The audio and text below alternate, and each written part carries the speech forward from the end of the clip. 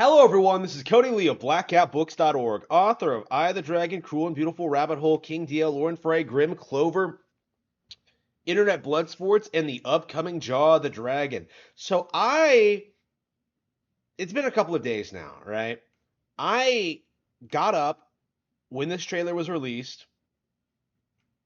I watched it and I immediately was disgusted with it. But I was so tired, I was so busy, I had so much going on. I didn't really have a chance to really take it in, really process it, really give my deep dive thoughts onto why this trailer is so awful. I basically just had the time to make a short video like decrying the game, decrying this and like denouncing the game as being dead, as Platinum Games being over, as this being a massive underwhelming failure. And I don't see a lot of people really talking about that. I think this is going to be another repeat of Bayonetta 2 in which this game comes out and fans declare this to be like the one of the best action games of all time for like a year before being completely forgotten about. Like Bayonetta 2 was disappointing to begin with. Like I thought it was a massive step down from the original. Honestly, not even worth playing. Honestly, like this is coming from someone who 100%ed Bayonetta 2. I do not care for it. I haven't gone back to it since I 100%ed it. It was an extremely underwhelming experience for a myriad of reasons. I've talked about this at length. But three, I am certain of this at this point. We have seen enough of this game, is going to be even worse. And I thought it was about time that I do a deep dive analysis video on everything that's wrong and everything that Platinum Games has refused to do. Because that's the thing I've noticed at this stage.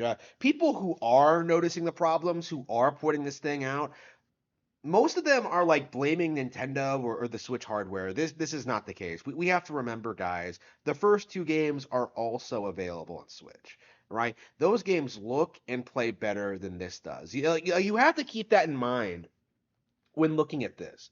Is that this is a sequel to two highly polished action games that released on much weaker hardware, right? Like you have to keep that in mind.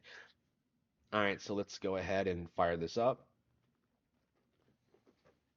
Rated M for manly.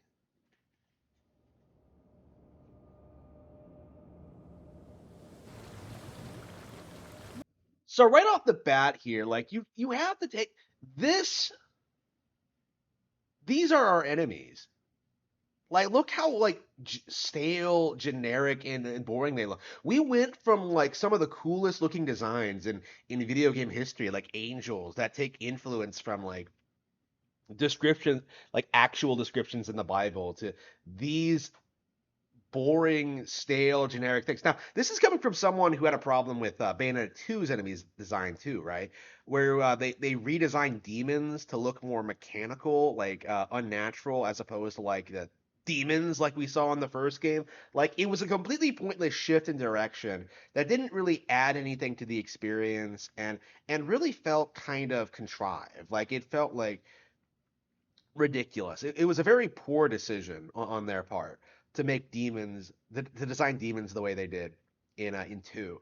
And this like it's very Kingdom Heartsy the way they've been doing this, like with each successive game, where they keep introducing a new enemy type that is completely unnecessary. Because the reason people liked Bayonetta, one of the things that really made it stuck out on a surface level is that you are a witch on an eternal crusade against angels. And they established in the first game is that is the primary purpose of a witch, to deal with angels who in this universe are more malicious and antagonistic to humans than they are like in real world religions. Like it feels like I've always felt that had an endless potential for stories, that there were a lot of ideas they could have done with that. There were a lot of things, but like two stepped put it in this direction where it feels like they wanted Bayonetta to go up against like other things, against demons, and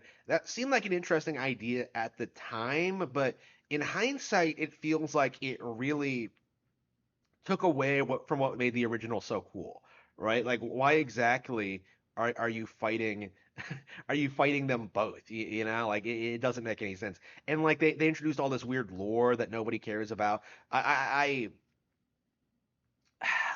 find it so boring how they I found it so boring how they handle this. And this seems to be an even more extreme example of that, where you just have these generic looking guys that look like from enemies in some generic sci-fi game just rising up. And j- even 2 had like good angel designs, I think. And looking back on the trailer, I don't think you see a single interesting design in this, especially when it comes to like the NPCs. But More new faces, I see. I will say this though, Bayonetta's design herself is probably my favorite it's ever been. I did not care for the 2 design. I know a lot of people liked it. I can kind of see why. This one is a lot more appealing to me. She looks cuter, and I think that's more appealing to me as a person. All right.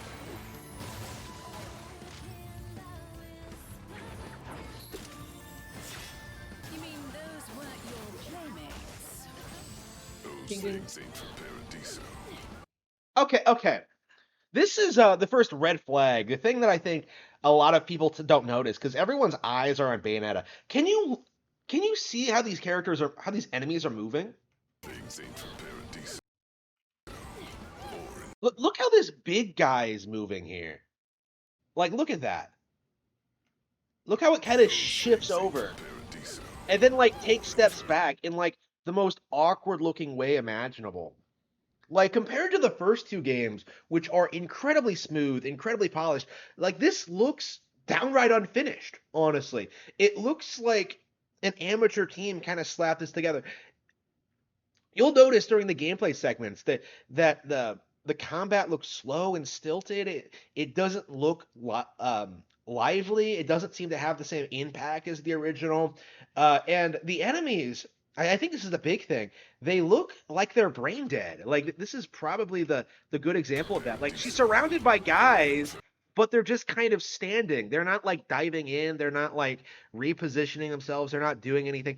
And like people can say that, oh, but this might be on a lower difficulty, but even on normal in the original, like enemies were fairly aggressive, and they gave you they gave they were teaching you the ropes, but they were still challenging, and like you still had to like to learn and adapt to them. This looks like such a massive step down, honestly. It is remarkable how bad this looks. And that's just the animations. Like when it comes to the character models, when it comes to the backgrounds, like look at how big of a decline in quality this was over 2. Like just compare this to the first area of 2, right? Which is by far the best part of the game, by the way.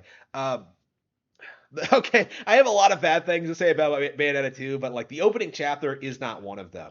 With like the jets and like the centaurs coming down and like fighting the boss at the end, like the city, like a lot of people don't remember the city in Bayonetta 2, which looks gorgeous because there are these demons attacking and like there's all this destruction going on. There's so much crazy stuff. It looks incredible, right? I remember thinking when I first played that it was one of the best looking things I've ever seen. But this, look at this. It's just an empty city that's kind of like I don't know, had some kind of earthquake problem. I don't know why things are on an are at an incline, but yeah, like it's just a city with some buildings that don't even look destroyed.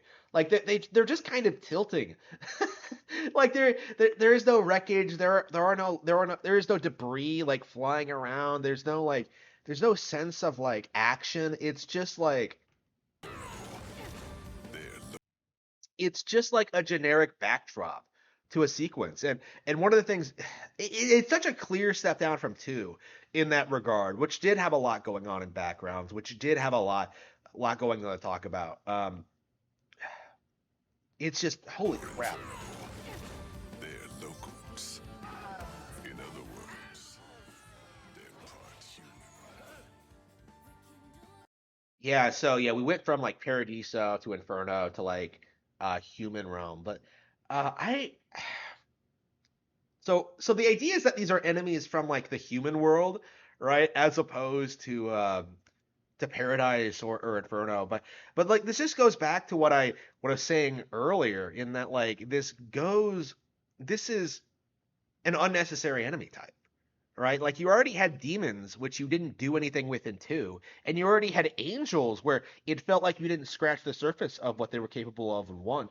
Like it feels completely pointless to add it to keep adding in new enemy types like this. I I think it's probably one of the things that I resent the most. Like outside the pure gameplay experience in Bayonetta 2, I don't like this. Then perhaps a bit of fancy dress is in order.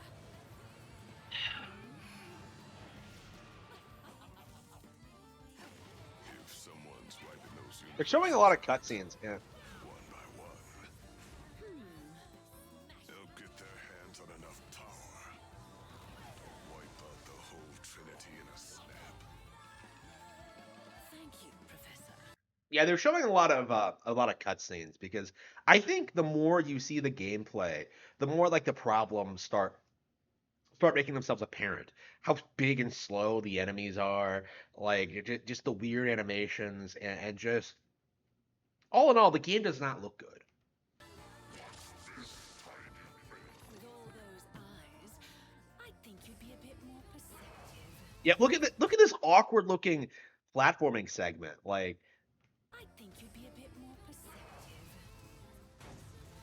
Like Bayonetta has always had kind of weird like level design that doesn't really feel like it. It doesn't really feel natural and stuff like that. This seems like such a weird decline in quality from that. Like it doesn't look like a path you're supposed to follow. You're just like a giant spider jumping from a building to a building. Like it does not look good. But here you go.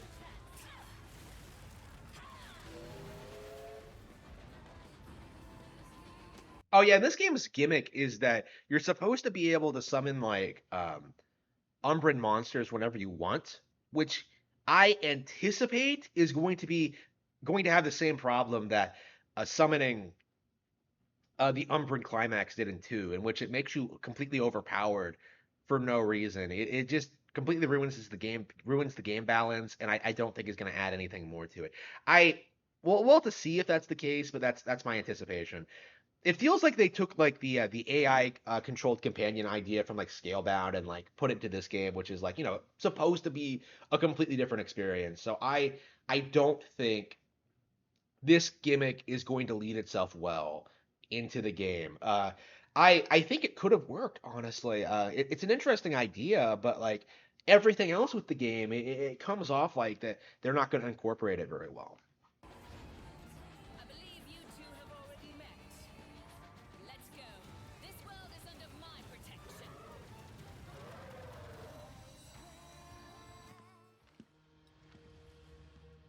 Yeah, not gonna lie, the train part did look kind of awesome. They're homunculi, Fucking love trains. man-made bioweapons. This looks like this looks like a fucking cutscene from Xenoblade Chronicles or some shit. Like it doesn't suit Bayonetta at all. Look, we don't have time. If we don't stop them, this world is history, and reality as we know it gets wiped out for good. Yeah, yeah. The instant I saw this, like my hopes for the entire game, like just immediately dropped, like to absolute zero. Like this char Okay, so a little bit of context about like my feelings towards Bayonetta 2. We kind of had the same situation in 2, right? Where this completely new character came out of nowhere, was heavily featured in the trailers, and in the end, like years and years later, I don't even remember his name. All right. I don't remember anything about him. I don't think about him. Like the last several times I played Bayonetta 2 when I was going through the 100% completion run, I skipped every cutscene he was in. I don't care. Okay. And that's kind of how I feel about the Bayonetta cast is that I do not care about the point of the side characters. It's a lot like how I feel about the the enemy types, right? Like they're completely unnecessary. Like I would rather them focus on developing the established cast more. Like I would want Luca to do more things. I would want Enzo to do more things. I would want Rodon to do more things. I would want Jean to do things, right? Like Jean, in theory, is the most underutilized character in Bayonetta because she there's never been a time where they've Bayonetta and Jean have just been kind of friends, right? Like they were enemies in one, right? All throughout one. And then in two, like Jean just fucking dies, and then you have to bring her back to life, and then she comes back at the end. But like I think three, witches are immortal. Like if you're gonna have this plot line where somebody comes back from the future to talk about like some future calamitous event, like fucking Lucina from Fire Emblem Awakening, like just have it be Jean. Like just have Jean die again, or well, just have her come back from the future, and then just kind of like I don't know, like Bayonetta herself dies, right? And Jean has to go back and like make things right, and like she's the driver of the spot. Like these side characters are completely unnecessary. We don't want to see them. They don't add anything to the experience. And like what's more, and I this isn't a problem exclusive to Bayonetta, by the way. I think a lot of people have this problem with like Devil May Cry 5 as well, where it feels like anyone who's not Dante, like people just don't care, right? I think people have grown to accept Nero with time, but like even like hardcore fans of 5 will tell you that they don't care for V, they don't care for like some of the other NPC characters, but this is probably going to be worse than that. And you can kind of tell just by looking at like the design and what they're going for that like I don't think this is going to be a popular character. And what? Oh, and that's another thing too. The other thing that I really fucking hate about this character is that she's basically just a female Virgil. And that to me is so uninspired and so derivative. Like a lot of people have made the comparison that like Bayonetta is just a female Dante, but that's not fucking true. Bayonetta has her own established personality. She has her own move set. Like she has her own design. Like she has her own move pool. Like she has guns on her feet. Like she has the influence is definitely there, but at the same time, like Bayonetta is her own character that's like takes the concept and takes it to like an extreme, right? But but Viola, in comparison to this girl, nothing about her like really sticks out as being particularly interesting or engaging. Like she's just a cyberpunk chick with a future punk chick with a katana. Like she really is just a female Virgil. Like there's nothing about her that looks interesting. There's nothing about her that makes me want to learn more about her. Like it just does not look good. What do you expect us to do? I want you to find a scientist named Sigurd. He's somewhere in this world, and he can help us.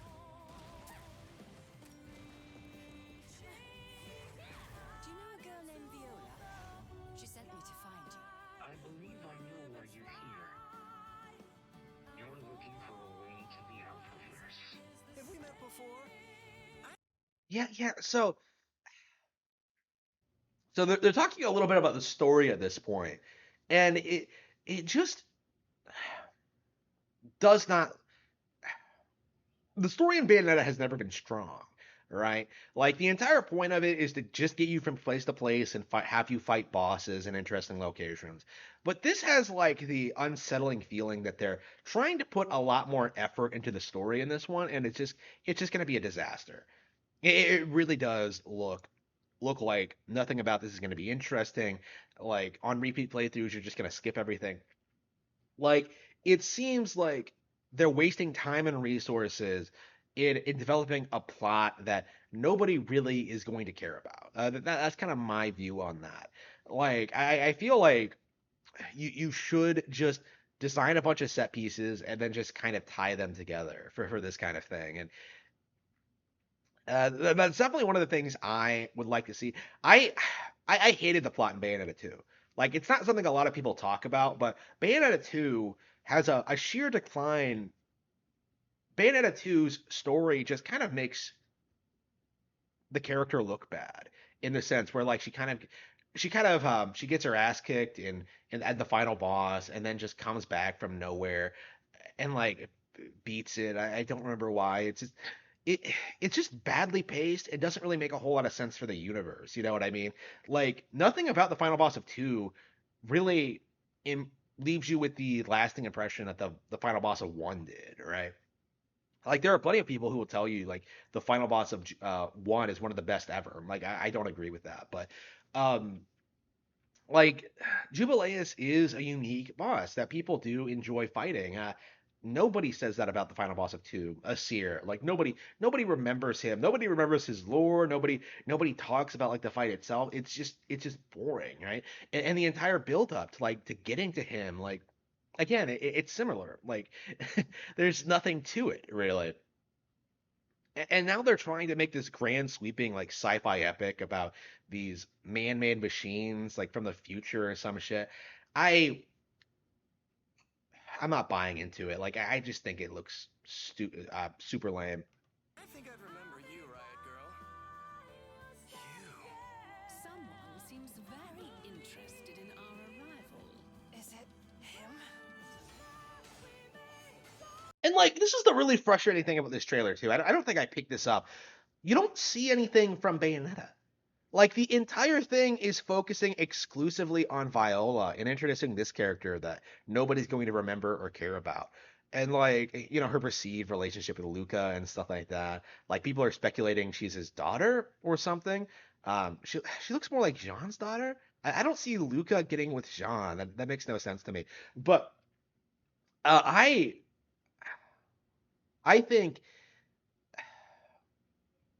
they made a major misstep, like talking about this girl and not Bayonetta herself. Because like the one thing I will say about the trailer, uh, people have people have legit like speculated this is actually Cereza as opposed to like Bayonetta herself, like from the distant past, like all grown up. Because like she looks younger, she looks cuter. Like when it comes to all the characters here, the only one I find myself like remotely curious about is Bayonetta and like understanding why she's different.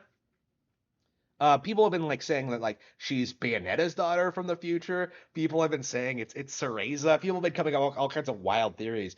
Uh, and I find that way more interesting than like this bullshit about like Viola. I there's nothing really there's nothing really interesting about Viola, her like coming back from the future.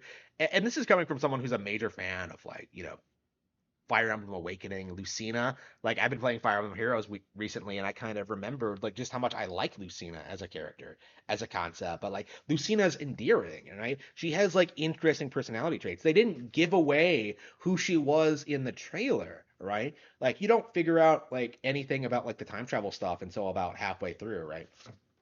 Like Lucina doesn't give away her identity right from the start. And like this trailer just doesn't do a good job like getting you intrigued about like who she comes from the future. Like it doesn't do a good job building that up. Like there's nothing about the concept that's interesting or unique, honestly. But Bayonetta herself, like there's this weird air of mystery about her, and I find that kind of intriguing.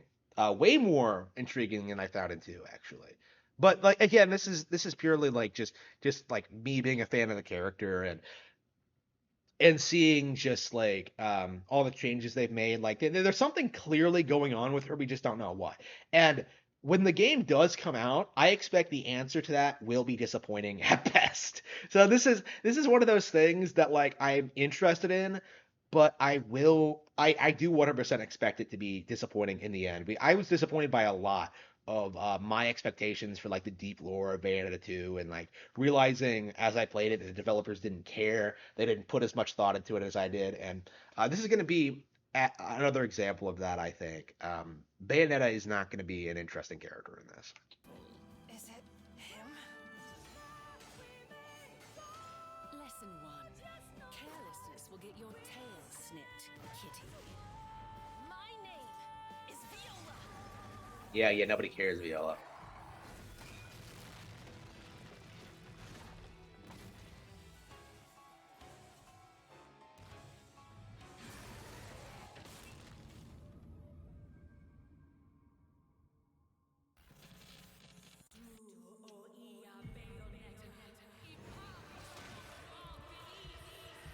Did she rip out her own heart? Okay, yeah, what was that? All right.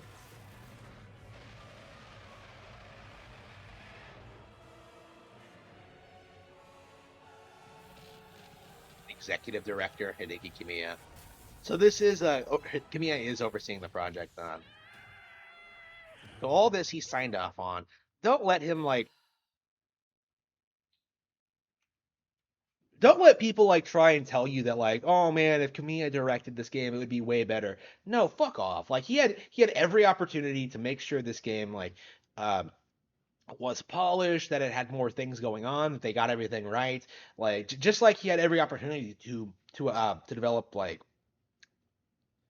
all the other platinum game, like make sure that every platinum game was like high quality and like polished to a glistening sheen. But no, he didn't do shit. Like he has sat on his ass for close to a decade following the release of the Wonderful 101, like wasting his time with a Microsoft product that was never going to pass, shit posting on Twitter and like contributing to like the spirit bomb to Mega 64. Like, what game has he made in the past 8 years? It feels like he came onto the limelight following the release of Wonderful 101, and now that he's an e-celebrity, he feels like he doesn't have to do shit. Like that's kind of my impression. That's kind of my impression with everyone at Platinum is that like, oh, we're not even gonna produce games. We're just gonna ask people for money for Kickstarter projects that are never going to come out, and just it's terrible. Like Platinum Games has like completely gone off the rails, and I've gone on record in the past saying that I expect Bayonetta 3 to be their last major product. Like even if it was good, I was saying that. But like now that I've seen the trailer, now that I've seen that view count, now that I've seen like the beginnings of a backlash towards this game, I I feel like this game is going to bring about the end of Platinum. I do think this game isn't going to do as well as you might expect. I do think Platinum, even if it does do well, a lot of people are going to be unhappy with it, and I think that's really going to destroy the brand going forward. I don't think there's going to be a recovery from this, honestly, because this is a game we waited like 8 years for. This is a game that like we were eagerly anticipating. This was their one chance, I think, to like salvage the IP from Bayonetta 2, right? This was their one chance to like BTFO Devil May Cry 5. I want to be honest. I think Devil May Cry 5 might be better than this. That's a bit like judgmental of me because I still haven't played either yet, and like I'm never gonna play Devil May Cry 5, right? But it's like I there's nothing about this game that looks appealing. There's nothing about it that like looks interesting to me. Like this entire 3 minute long trailer was just like a bunch of cutscenes trying to get you excited for this product that like clearly doesn't look like it had a lot of heart put into it. Like it feels like this was almost put together by a B team. It feels like this was something they just shit out to get this out of the way in order to focus on their real projects. And keep in mind, Platinum Games has had a bad track record in recent years. Babylon's Fall was one of the most poorly received games of last year, right? I think I don't think this game is going to be nearly as disliked, but like it's not going to be super popular either, right? It has like a lot of stiff competition, even on the Switch, right? Like I would say that Astral Chain, I have a lot of problems with Astral Chain, like specifically the pacing and like I don't like how you can't skip a lot of the cuts, how cutscene focused it is, and how like some of the decisions they made. I feel like Astral Chain had a lot going for it in spite of that, right? Like it was a gorgeous game, really fun, like unique idea, lots of cool mechanics. Some of my favorite levels area, lots of cool level design, lots of cool mechanics. Like I liked Astral Chain for what it was, right? But Bayonetta 3, it seems like looking at this trailer, there's nothing appealing about this at all. Like not a single thing that makes me think that like, oh yeah, I'll be interested to try that out or experience it. It just seems like a complete lazy cash grab, right? Like it feels like Platinum took Nintendo's money, ran, and then just kind of used it to develop other projects because this does not look like a major Switch game been in development for 8 years. Like I don't even think that like Breath of the Wild took that long to develop, right? Like this is a game that was announced in like what, like 2018, 2017, something like that. It took this long to get a trailer out. Like it took this long to release. I think this game had a troubled history, and I think I think that's going to like really show in the final product. I There's nothing interesting about this to me at all.